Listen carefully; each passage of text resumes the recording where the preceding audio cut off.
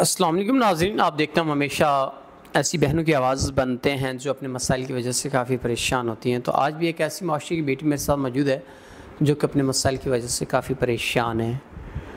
السلام علیکم۔ وعلیکم السلام۔ اچھا بہن، مجھے بتائیے گا کیا مسئلے مسائل زندگی کے، کیا دشواریاں جن کی وجہ سے آپ پریشان ہیں؟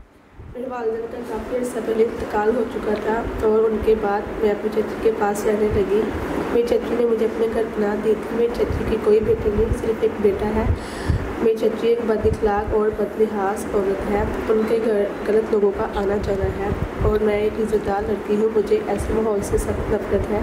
میری چچی اپنے گھر میں غلط لوگوں کو بلا کر مجھے ان کے ساتھ غلط کرنے کو کہتی ہے اور میں نے ایسا کرنے سے انکار کر دیا کیونکہ میں ایک عزت دار لڑکی ہوں اور نمازی لڑکی ہوں۔